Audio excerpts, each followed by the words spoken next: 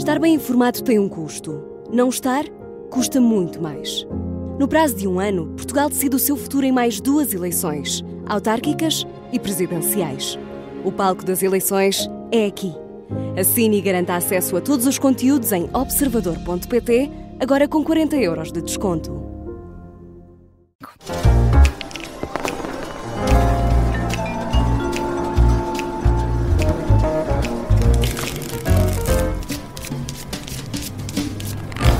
Estamos numa emissão especial da Rádio Observador, também disponível em vídeo. Estamos aqui a acompanhar ao minuto, eu diria mesmo ao segundo, tudo o que se passa com as principais reações. Vamos ouvir os vencedores e os vencidos desta noite e também as análises que serão feitas a estes resultados. E chamo agora à conversa o Jorge Fernandes e o Luís Aguiar Conraria, 2 elementos do painel do Fora do Baralho, o programa de análise da Rádio Observador. Bem-vindos, Luís, bem-vindos, Jorge. Luís, começo por ti.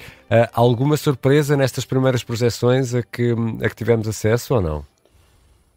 Quer dizer, acho que a surpresa é mesmo tanto empate técnico. Uma pessoa fica sem saber o comentar. Uma pessoa geralmente não gosta de estar no slot das 7 às 8 da noite, que está a comentar sem saber quais é que são os resultados e sem ter projeções, e agora estamos quase na mesma. Olha, permite-me comentar Braga já agora, portanto era um caso. Vamos a isso. É que muda de mãos a avaliar pela projeção, não é? Quer dizer, eventualmente, na verdade, a projeção, eu só conheço a da RTP, e da RTP os 3 primeiros estão dentro da margem de erro uns dos outros, portanto é quase um empate técnico entre 3. E o que é interessante é que esse terceiro é um independente, que era presidente de uma junta de freguesia aqui de Braga, e que já foi do PSD, portanto fica a ideia clara de que se não tivesse havido, portanto era aqui uma candidatura muito popular, especialmente na cidade. E fica a ideia que se o PSD o tivesse apoiado, e de certa forma Ricardo Rio bem tinha avisado que o candidato do PSD não era o seu candidato.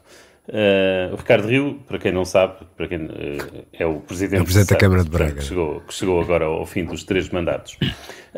E portanto, olha, de repente temos aqui a possibilidade do PS ganhar as eleições em Braga com 24% dos votos, ou 23% dos votos, graças a uma incrível fragmentação à direita.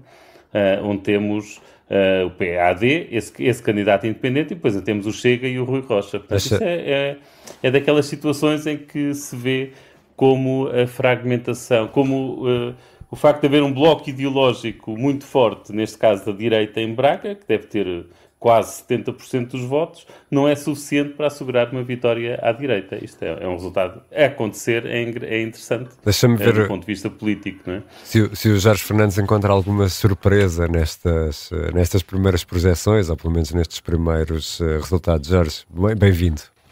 Olá Ricardo, olá a todos. Bem, eu acho que está a ser uma noite mais interessante que aquilo que eu pensava que fosse. Eu tenho muitas coisas para dizer, portanto eu vou ser muito telegráfico sobre cada uma delas, depois podemos falar de qualquer uma que vocês acharem melhor. Assumindo que as tendências atuais se mantêm, acho que estamos perante uma enorme derrota do Partido Socialista. Por exemplo, na área metropolitana de Lisboa, à partida, o PSD fica com Lisboa, Oeiras, Cascais, Sintra. Portanto, estamos a falar de uma vitória enorme. Setúbal, muito possivelmente, acaba por ser, enfim, é uma candidata independente, mas também é do PSD. No Porto, igualmente, quer dizer, aparentemente, uma grande vitória do PSD, enfim. E, portanto, o PS não poderá, eventualmente, à partida, fica com Coimbra e com Braga, que são 2 cidades naturalmente importantes, mas acho que apesar de tudo, é uma enorme derrota do PS. Achas que, por exemplo, Coimbra e Braga não chega para compensar Lisboa e Porto? Sim. Não me parece. Quer dizer, isto falámos sempre, Ricardo, do ponto de vista do lugar onde o partido vinha. Estas eleições eram especialmente importantes. Mas se a diferença não for substancial, isso poderá almofadar a queda ou não? Poderá, eventualmente, mas quer dizer, mas nunca deixa de ser, não deixa de ser verdade que desde 2001, naquela noite em que Rui Rio e Santana Lopes simultaneamente ganharam Lisboa e Porto, até de forma inesperada, que o PSD não controlava as duas principais cidades do país. E, quer dizer, do ponto de vista simbólico, depois ainda, quer dizer, do ponto de vista substancial, Sintra é uma cidade enorme, quer dizer, é maior do que o Porto, Gaia é uma cidade enorme, também do PSD, portanto, eu acho difícil que, sob o ponto de vista populacional, o PSD não seja visto aqui como tendo uma grande vitória.